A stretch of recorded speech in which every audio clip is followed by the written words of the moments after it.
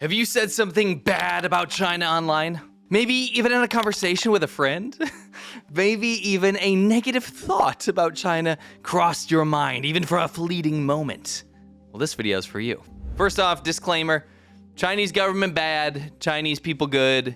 They don't have a choice. They have to live in a shitty dictatorship that has a 9 out of 100 on the Freedom House Index. I lived in China for 10 years, and the current geopolitical shift that is happening around the world right now means that China needs a drastic update in terms of how safe it is and how safe countries under its influence are. For people who may have said something bad about China online or in real life. For real though, we need an update like right now, because if you look at stuff from like 10 years ago, it's largely irrelevant. China has become a true dystopian nightmare. Like I said, I lived there for 10 years and there was a whirlwind of change even when I was there, and it's gotten so much worse. It went from a place that was kind of opening up to the world, well, at least it looked like it, and it became a paranoid hermit state. Kind of like North Korea, that forbids any criticism and punishes anyone who dares to speak out. You don't want to end up in a death van. China has now graduated from paranoid hermit state to paranoid hermit state that wants to control the world. And because of that, it's been buying and coercing countries to bend to its whim. I will rank on a tier list which countries are the best and the worst for you to travel to or live in if you have ever said anything bad about China on the internet or real life, etc. You wouldn't stick your finger in a light socket, would you? Then why would you use the internet without a VPN? It's super dangerous going online without a VPN, and the best VPN out there is Surfshark VPN. Surfshark masks and encrypts your internet connection so that nobody can see what you're doing, and that includes your personal details, your credit card information, and all the information that you're putting out there online.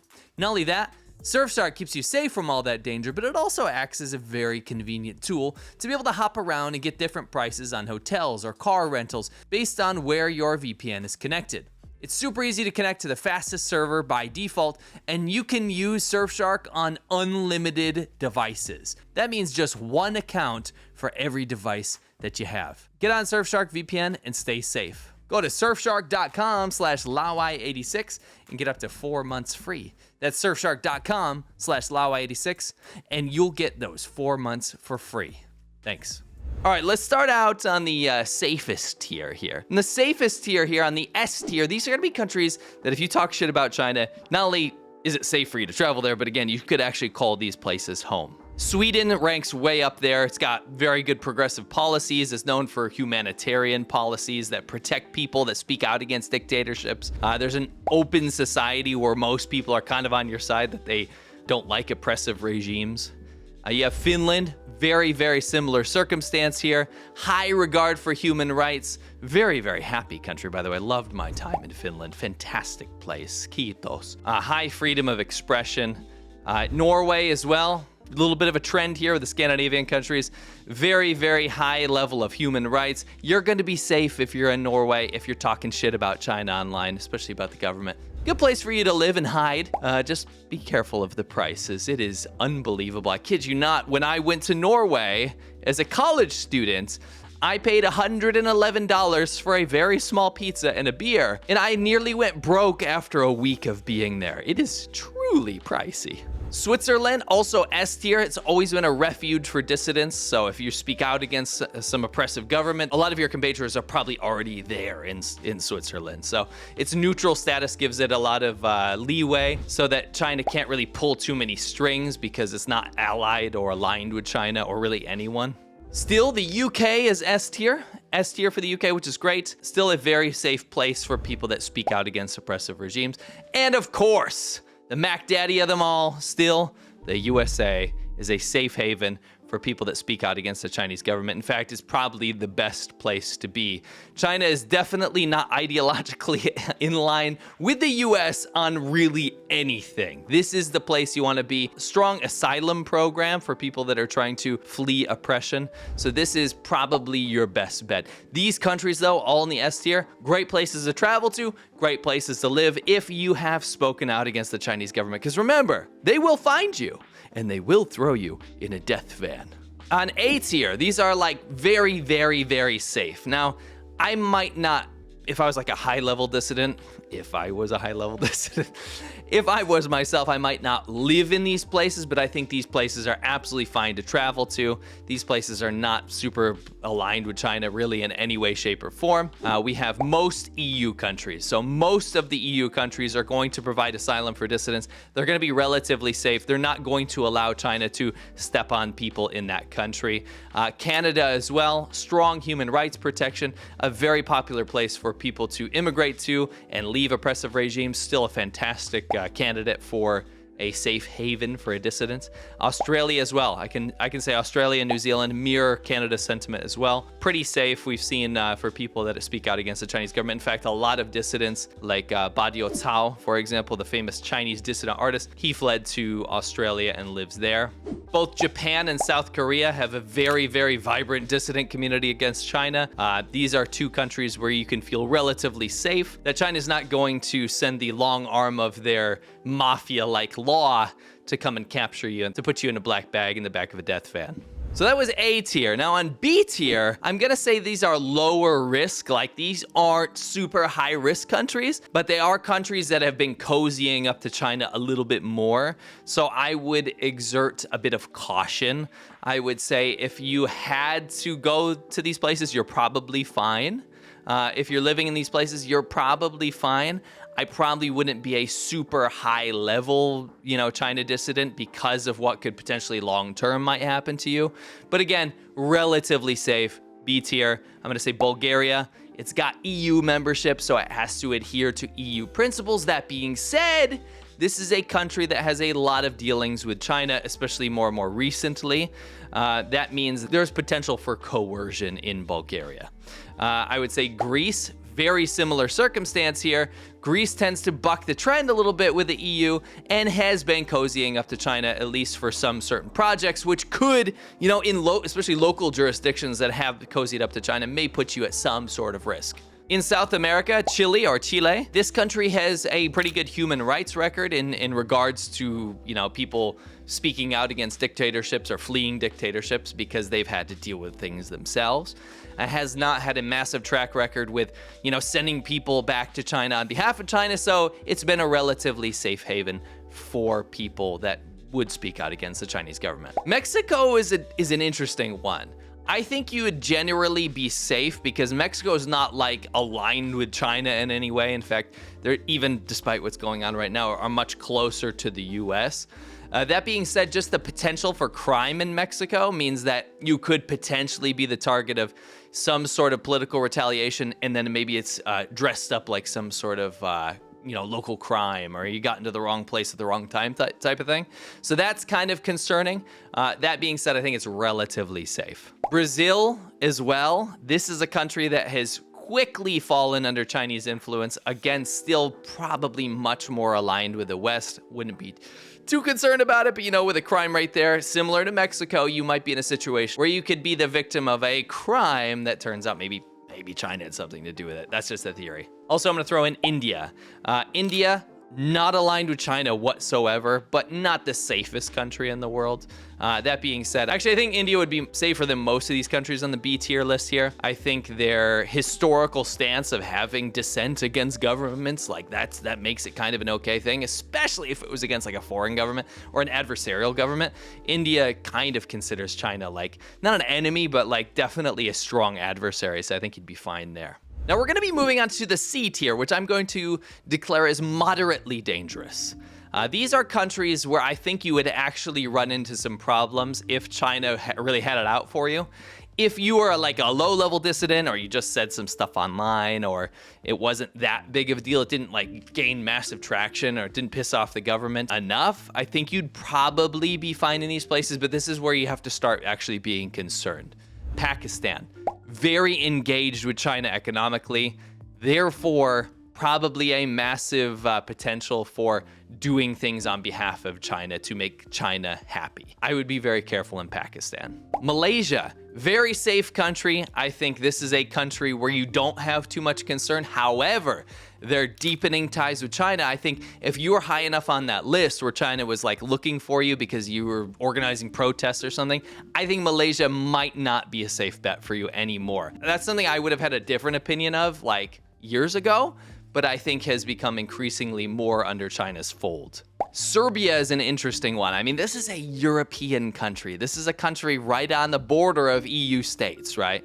Serbia is deeply under control of China now. In fact, I would say that their government is tantamount almost to a satellite state. That being said, I don't think they're willing to go full on, like go after protesters that were anti-China or anti-Chinese government, I should say, because there have been recent protests, successful protests, like where people have gone out and actually protested against China because of these failed infrastructure projects, these failed BRI, Belt and Road Initiative projects, with things falling down and actually killing people. So I would say huge Chinese influence in Serbia, probably a lot of political influence as well. I think they have a joint police force, in fact. That being said, I don't think they're willing to piss off the entire world community to the extent of like just going after China dissidents. Venezuela is a tricky one. I think the political chaos and the amount of Chinese influence that China has been, exerting over Venezuela has made it a very risky place to be if you were a China dissident. I think you would be afforded some sort of cover because of how crazy it is there, so maybe you could kind of just blend in with the chaos. Given there is a relationship with China at a political level, I don't think they would go after dissidents like super, super hardcore like some of the other places we're going to mention, but I would exert caution for sure. Algeria. Long-standing tradition of going after dissidents, and with the recent China connection, I would be exerting definite caution if I was in Algeria. Turkey as well. Turkey's relationship with China is very weird, but it is not necessarily consistent, and that kind of makes things a little bit worrying for me. The relationship with the whole Uyghur dissidents and Uyghurs running away from Western China, and the complicated process that they have in Turkey, and it becoming an increasingly more dangerous place for them to be as China dissidents, I would say I'm putting that on the C list now. It wouldn't be there before.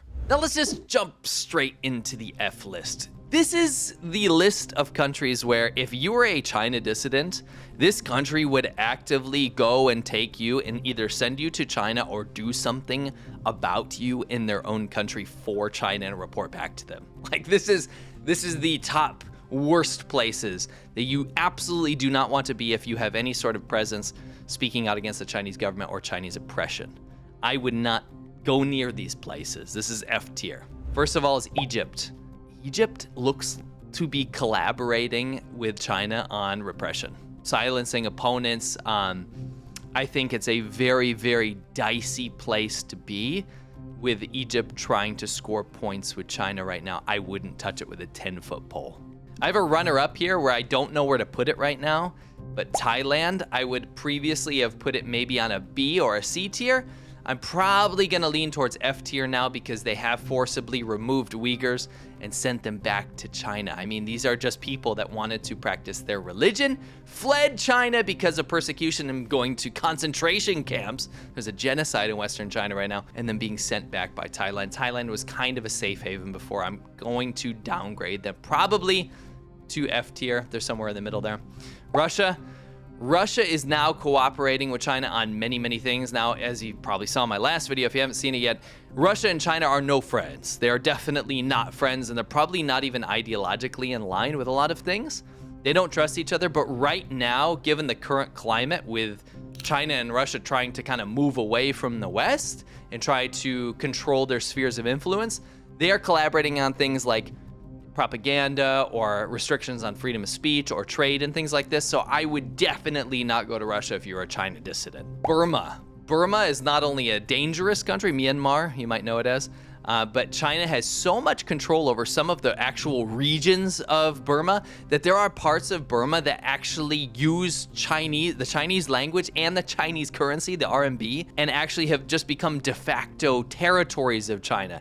Therefore, right now, I would not touch Burma with a 10-foot pole. I would not go to Myanmar. I think they would literally take care of you for China. Kazakhstan is very unfortunate because this is a country that was kind of opening up. It's an ex-Soviet state. It wasn't super tight with China, but it is now looking like it will do things on behalf of the Chinese government through sheer coercion. I think if you were a dissident, Kazakhstan would either send you back or they would do something with you at home now. And that's just unfortunate. I've always had a very deep interest in going to Central Asia, especially Kazakhstan. Those countries are very, very interesting to me. I probably wouldn't go to any of them anymore due to Chinese influence. Laos is basically a China satellite state, by the way. These are getting worse as I go up. Laos is a straight up China satellite state. Laos will take you and do something about you for China, probably without even asking, to be honest. This is China's basically taken over Laos' economy. They've taken over their political influence. They've taken over everything with the Belt and Road Initiative. When I was in Laos with my wife, we were already seeing things back in 2010 or something, of these areas that were under Chinese control. The signs were only in Chinese. They were only hiring Chinese workers to harvest rubber. All of these things were kind of quickly falling under China's influence.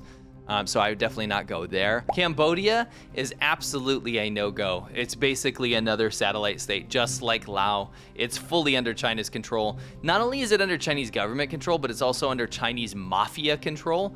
I mean, these are where all these scams are coming from, where there's all this human trafficking and people have become slaves in those texting centers where they send you these texts that try to make you send money to them and stuff. Like pig butchering scams is what they're called. Anyway, Cambodia it's a no-go, 100% F tier. Do not go there if you said anything bad about China. Also, Iran. Iran is not a client state of China, but is definitely aligned with China right now. I would say I would not go to Iran. I don't know if many people are planning on going to Iran right now, but I would not go to Iran right now if I were a China dissident at all. I think they would immediately send you to China, or again, do something with you domestically on behalf of China. Vietnam is an interesting one. Vietnam has a pretty poor relationship with China. And I'll throw a caveat in here. I think that, unfortunately, politically, they're both communist countries. They're both authoritarian countries. They don't get along with each other. They don't like each other. In fact, I would say Vietnam has a massive disdain for China and actually likes the US a hell of a lot more than China. So as an American, I probably wouldn't be too concerned because I don't think Vietnam wants to flush the relationship with the US down the toilet. But if you are a Chinese dissident, I think for political clout, you would not be safe at all in Vietnam, simply because the political ideology aligns.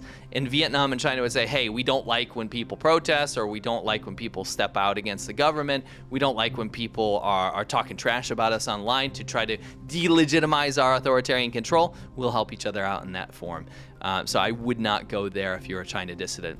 And number one, absolutely, positively, is North Korea. North Korea is owned by China. They pretty much, although they exude this kind of, this crazy rogue foreign policy, China at the end of the day dictates what North Korea can and can't do, and they actively find people that flee North Korea, send them back to North Korea, and vice versa. People that are ending up in North Korea somehow and that are under the scrutiny of the Chinese government, North Korea will send them back in 2 seconds, if not do something much worse way ahead of time. This is something that is incredibly dicey, I would say. I would never consider some sort of North Korea Pyongyang tour or whatever. If you are not in good favor with the Chinese government, they will make political fodder out of you. Of course, F- tier would be to go to China itself. I would not be going on any sort of flights. If you were a China dissident, I wouldn't even be connecting through Hong Kong now. I think that's too dicey.